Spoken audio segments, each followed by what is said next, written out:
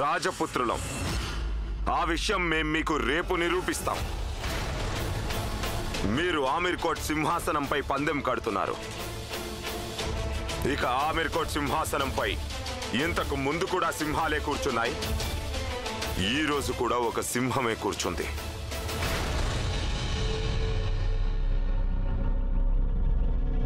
ఇప్పుడు చెప్పండి, మీరు మీ చావుని ఎప్పుడు ఎక్కడ ఆహ్వానించాలనుకుంటున్నారు? రేపే సూర్యుడు తూర్పున ఉదయించగానే జరగాలి మన మహాసంగ్రామం. గెలిచిన వాడికి దక్కుతుంది ఆమీర్ కోట్.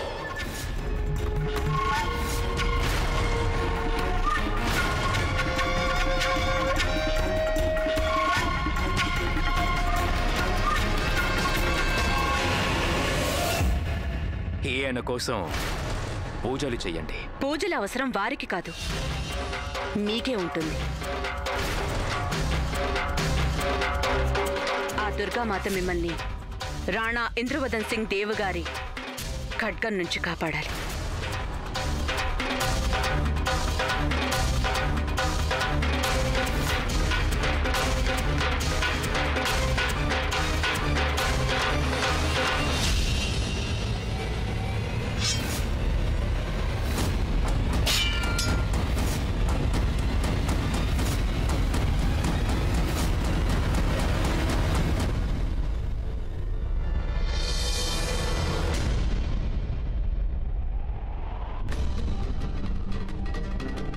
వద్దు లక్ష్మణ్, నువ్వు వెళ్ళి ఇక్కడి నుంచి.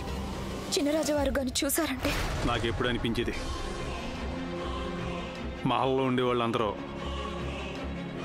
డబ్బు కోసం గడ్డి తింటారని, స్వార్థపరులని. కానీ నాకు ఇప్పుడే అర్థమైంది, ఈ బంగారు భవనంలో ఓ అందాల బొమ్మ కూడా ఉంటుందని, దాని మనసు అర్థంలో స్వచ్ఛంగా ఉంటుందని. లక్ష్మణ్, నువ్వెందుకు అర్థం చేసుకోవడం లేదు? ఈరోజు నన్ను మాట్లాడనివ్వండి. చిన్నప్పుడు మా అమ్మ నాకు రోజు రాకుమారి కథలు వినిపించేది. కానీ నా అదృష్టం చూడండి, అలాంటి ఒక కథలో నేనే పాత్రనయ్యాను. మీకు ఈ భవనంలో ఏ ఆపద లేదని నాకు పూర్తిగా నమ్మకం కలిగేంత వరకు నేను ఈ కథలో నుండి బయటికి వెళ్ళే ప్రసక్తి లేదు.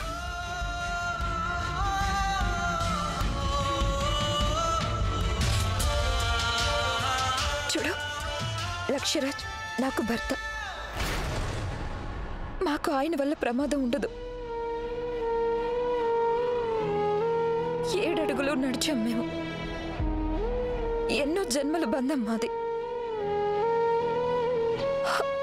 మా ఇద్దరి బంధంలో పిచ్చుకకి డ్యాగ్కి ఎలాంటి సంబంధం ఉండదు.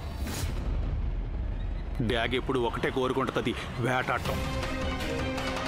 రాకుమార్ గారు నేను చెప్పేది ఏంటంటే, ఈ రోజు కాకపోతే రేపైనా వాళ్ళు మిమ్మల్ని చంపి తీరతారు.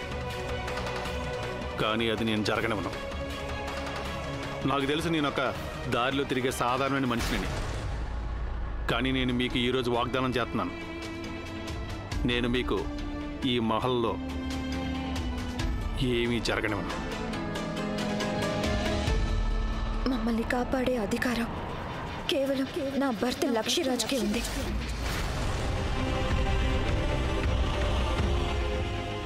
నీకెలాంటి అధికారం లేదు.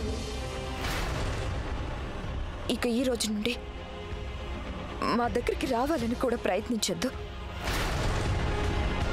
నువ్వు మాకు ఎలాంటి సహాయం చేయలేనప్పుడు మాకు మరిన్ని సమస్యలు తెచ్చిపెట్టుకో. ఈ రోజు నుండి మేము నిన్ను ఎప్పటికీ కలవలేము.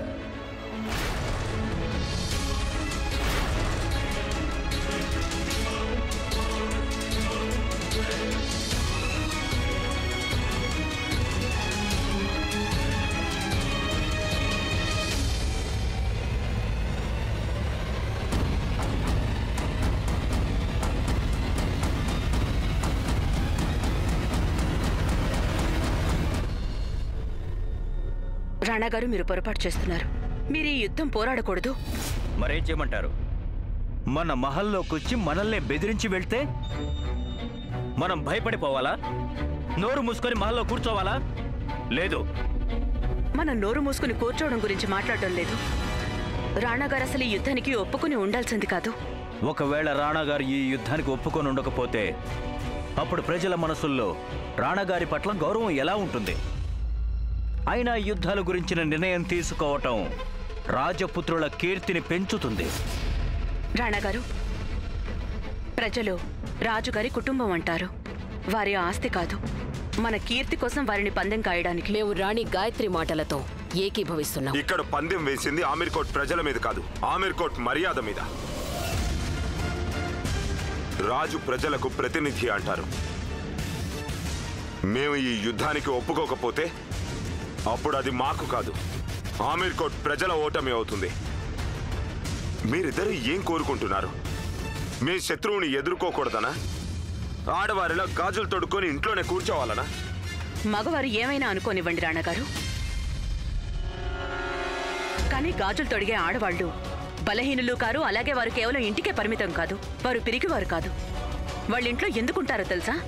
వారికి తెంచుకోవడం కన్నా కలుపుకోవటం మీద నమ్మకం ఎక్కువ. గాజులు తొడిగే ఈ చేతులు ఎప్పుడు ఖడ్గం ఎత్తుతాయో తెలుసా? ఆ అవసరం వచ్చినప్పుడే. ఎందుకంటే వారికి సాహసానికి మూర్ఖత్వానికి మధ్య తేడా తెలుసు కనుక. అంటే మీరు రాణాగారిని మూర్ఖుడంటున్నారా? లేదు చంద్రవదన్ రాజా గారు, నేను చెప్పాలనుకున్నది ఒక్కటే. ఈ యుద్ధాన్ని మనం సాహసంతో కాదు, తెలివితేటలతో గెలవటం. ఆ మనిషి అసలైన రాజపుత్రుడిలా పోరాడతాడనిపించడం లేదు. అతని సవాలు విసిరి రాణాగారిని ఇరికించారు. అతను అంత సులువుగా రాణాగారిని ఇందులో నుంచి బయటికి రానివ్వడు. రాణాగారు, మీరతన్ని నమ్మడానికి అస్సలు వీల్లేదు. కానీ మీకు మా మీద నమ్మకం ఉండాలి కదా. మీకు సందేహం దేని గురించి? మా ఖడ్గం గురించా లేక మా సాహసం గురించా? రాణాగారు, నా నిర్ణయం తీసేసుకున్నాం. రాజుల నిర్ణయాలు మార్చటానికి వీల్లేదు. రాణాగారు, నా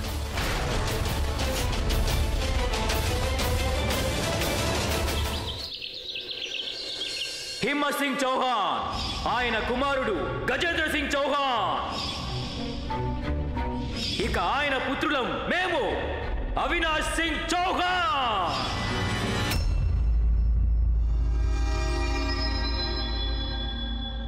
రాజమాత, అతనెవరు? దయచేసి చెప్పండి. అతనికి ఏం అధికారం ఉందని ఈ మహల్ని, ఆమీర్ కోట్ని తన సొంతమని చెప్తున్నాడు? ఏ అధికారం ఉందని అతను రాణాగారికి సవాల్ విసిరాడు? అతను ఏ అధికారం కోరుకుంటున్నాడు? రాజనీతిలో అధికారం ఎవ్వరూ కోరుకోరు రాణి, హస్తగతం చేసుకుంటారు. నేటికి ఎన్నో ఏళ్ల క్రిందట ఈ ఆమీర్ కోట్కి పునాదులు వేసినప్పుడు అవినాష్ ముత్తాతగారు రాణాగారి ముత్తాతగారికి సవాలు విసిరారు. ఆ సవాల్లో అవినాష్ వాళ్ల వంశం ఆమీర్ కోట్ని కోల్పోయింది, కానీ దానిపై మమకారాన్ని కోల్పోలేదు. అవినాష్కి ముందు అతని తండ్రి ఆమీర్ కోట్ని ఎలాగైనా ఆక్రమించాలని ప్రయత్నించారు. ఇకిప్పుడు ఆయన కొడుకు కూడా అదే పని చేస్తున్నాడు. ఆ వంశయోధులకు మితిమీరిన తెలివితేటలు, పరాక్రమం ఉంటుంది. వారి యుద్ధ నీతుల్లో దేన్ని పాటించరు. రాణాగారు యుద్ధం చేస్తారు, కానీ నియమాల ప్రకారం. ఎందుకంటే ఆయన చేతులు రాజపుత్రుల మర్యాద పరంపరలతో కట్టివేయబడ్డాయి. కానీ అవినాష్ నియమాలను గాని పరంపరను గాని పట్టించుకోడు. రాణాగారు కీర్తి ప్రతిష్టలు కాపాడేందుకు పోరాడతారు, కానీ అవినాష్ కేవలం గెలుపు కోసమే పోరాడతాడు. నేను రాణాగారిని ఆ వ్యక్తితో యుద్ధం చెయ్యనివ్వను. ఎట్టి పరిస్థితుల్లోనూ చేయనివ్వను. రాణి గాయత్రి, భగవంతుడు దయవల్ల రేపు అవినాష్ రాణాగారి కథకు ముగింపు రాసేయాలి కదా మహారాజా? ఈ రోజు మొట్టమొదటిసారిగా మాకొకటి అర్థం కావటం లేదు. మేము రాణాగారి గెలుపు కోరుకుంటున్నామా లేక వారి ఓటమా? కానీ రాణాగారి ఓటమిలో మనం కోల్పోయేదేంటి? అదే అర్థం కావటం లేదు. ఎందుకంటే అప్పుడప్పుడు మనకెంతో బాగా తెలిసిన శత్రువు పరిచయం లేని వ్యక్తి కన్నా మేలు అంటారు. మాకు మరో విషయం కూడా అర్థం కావటం లేదు. అసలు ఈ అవినాష్ శత్రువా లేక మనకు మిత్రుడా? రేపు రాణాగారిది కాదు, మన జీవితాలు ఏమైపోతాయో కూడా తెలిసిపోతుంది కోకిల.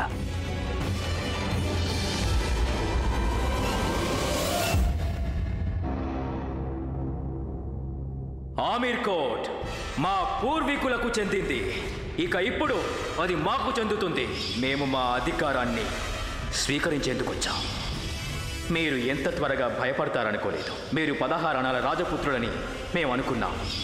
కానీ మీ నరాల్లో రక్తానికి బదులు నీరు ప్రవహిస్తున్నట్టుందే. ఆమీర్ కోట్ ప్రజలకు ఒక మంచి రాజు, ఒక మంచి వీరుడి అవసరం ఉంది. మీలాంటి పిరికి రాజు కానే కాదు.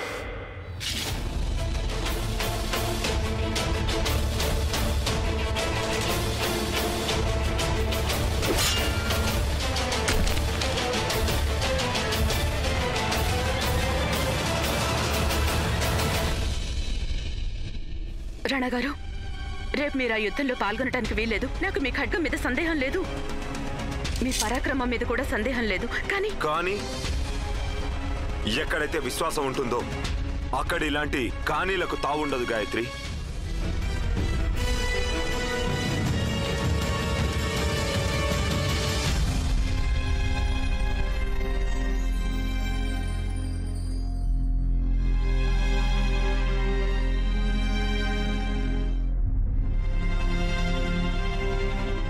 గాయత్రి, మాకు తెలుసు మీకు మీ భర్త గురించి చింత ఉంటుంది.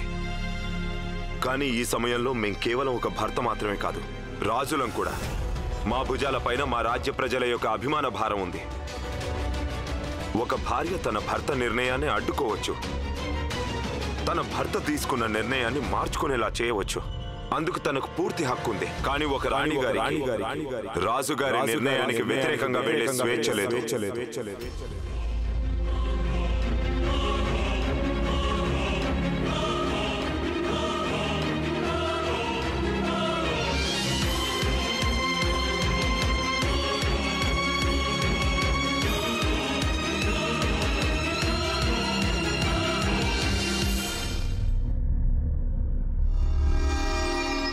రాజమాత, రాణాగారేరి?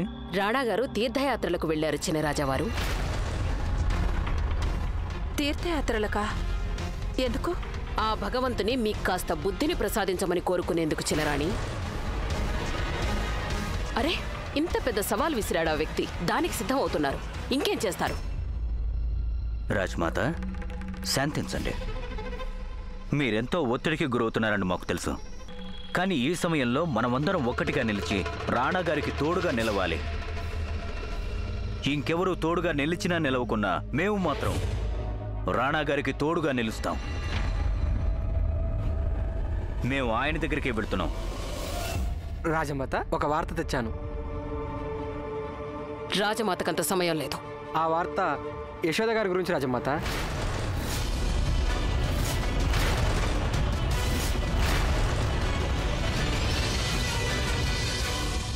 యశోద, ఏం జరిగింది తనకి? అది ఈరోజు ఉదయం నదిలో తేలుతూ మాకు శవం కనిపించింది.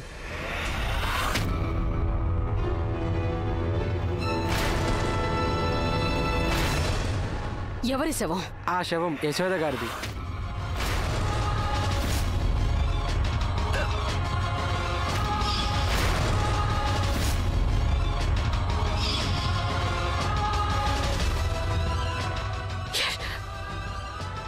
యశోద శవమా?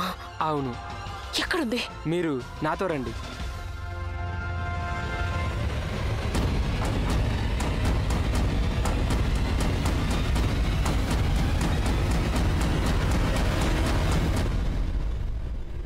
రాణి రాజమాత, ఇక్కడ ఉంది ఆ శవం.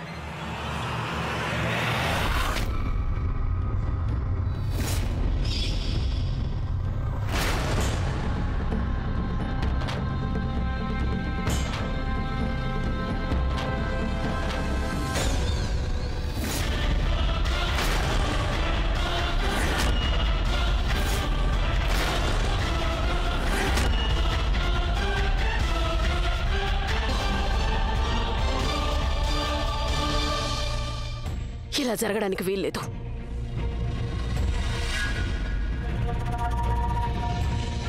యశోద తన ఊరికి వెళ్ళిందని తన మేనకోడలు మాతో స్వయంగా చెప్పింది. అయ్యో యశోద, ఎంత కర్మ పట్టింది నీకు.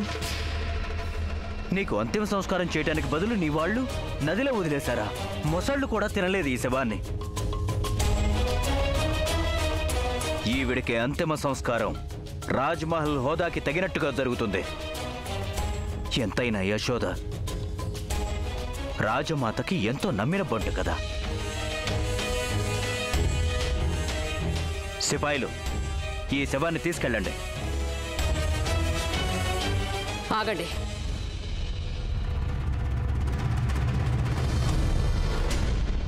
యశోద చనిపోలేదు. చనిపోలేదా? తను బతుకున్నట్టు కనిపించడం లేదే. తను చావలేదు. తనని ఎవరో చంపారు. అంటే హత్య చేశారా? మీకెలా తెలుసు? ఎలా అంటే యశోద గొంతు మీద ఒక గాయం ఉంది.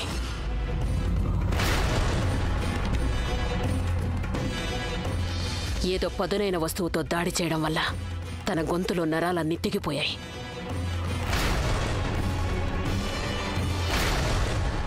యశోద సొంతూరుకు వెళ్ళి తన భర్తని మేనకోడల్ని వెతికి తీసుకురండి. చిత్తం రాజమాత. అలాగే మరో విషయం, ఈ సంగతి రాణాగారి వరకు వెళ్ళకూడదు. అలాగే రాజమాత. రాజమాత స్వయంగా ఈ సమస్యను పరిష్కరిస్తారు. అయ్యో భగవంతుడా, మాకు చాలా గాబరాగా ఉంది. ఇక ముందు ఏమవుతుందో అర్థం కావడం లేదు. మహారాజా, ఇప్పుడేం జరుగుతుంది? ఒకవేళ నిజం బయటపడితే మా నాజుకైన సన్నని మెడకి ఉరితాడు బిగుసుకుంటుంది. చూడండి మహారాజా, మాకు చావంటే చచ్చేంత భయం.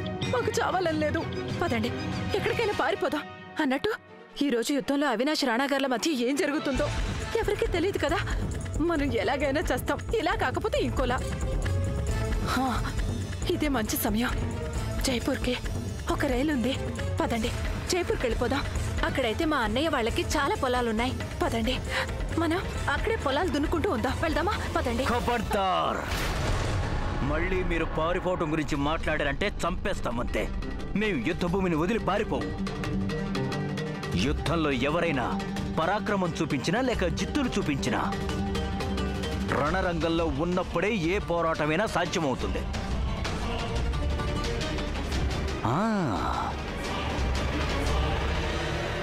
మీరు చూస్తూ ఉండండి కోకిల.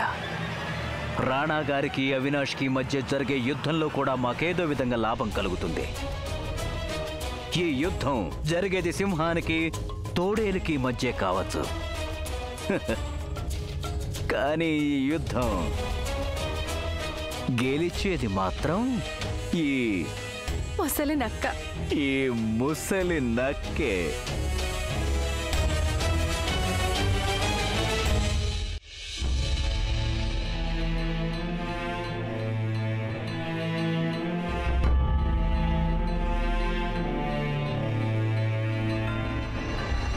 రాజమాత, యశోద భర్త ఆవిడ మేనకోడల గురించి ఏమైనా తెలిసిందా? రాజమాత, తమ గ్రామంలో కులాసాగానే ఉన్నారు వారు. మరి తన మేనకోడలు? తనకి మేనకోడలే కాదు, ఆ ఊర్లో ఆవిడకి ఎలాంటి బంధువులు లేరు. నేను యశోద మేనకోడల్ని. నేను మిమ్మల్ని ఎందుకు క్షమాపణ అడిగానంటే, నా వల్లే యశోద అత్తయ్య ఆ విధంగా మీకు చెప్పకుండా ఇక్కడి నుంచి వెళ్లాల్సి వచ్చింది. మరి ఆ రోజు నన్ను కలవడానికి వచ్చింది ఎవరై ఉంటారు? నువ్విక వెళ్ళొచ్చు. చిత్తం రాజమాత.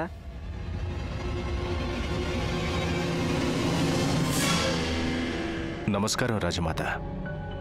నేను ఆ శవాన్ని పూర్తిగా పరిశీలించాను. హంతకులు ఆమె మెడ మీద పదునుగా ఉన్న చిన్న వస్తువుతో దాడి చేసుంటారు. అంటే చిన్న కత్తి లేదా మేకు కానీ అయిండొచ్చు. నేను చేయాల్సింది ఇంకేనా ఉందా రాజమాత? మీరిక వెళ్ళొచ్చు.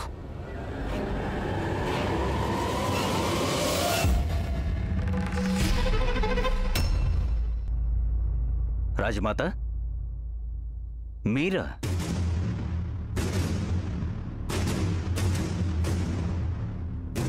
రాజావారు, సిపాయిలు ఇప్పుడే వచ్చి మాకు విన్నవించారు యశోదకి మేనకోడళ్ళెవరూ లేరని.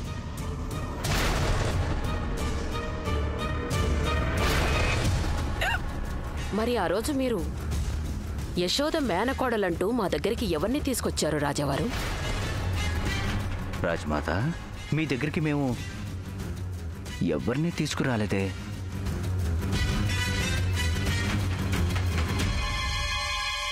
మాకు తనెవరో కూడా తెలీదు. మాకు తన గురించి మీకెంత తెలుసో అంతే తెలుసు.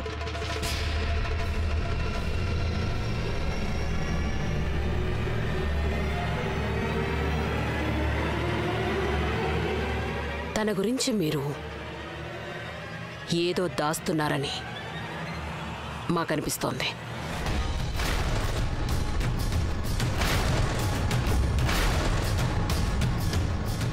రాజమాత, ఏమిటిది? మేమిద్దరం మిమ్మల్ని మాకు ఎంతో ఆత్మీయురాలుగా భావిస్తాము, కానీ మీరు మమ్మల్ని పరాయి వాళ్ళలా చూస్తారా?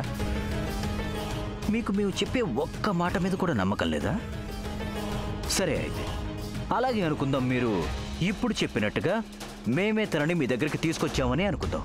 కానీ ఒకటి చెప్పండి, ఈ అభియోగానికి మీ వద్ద ఆధారమేముంది?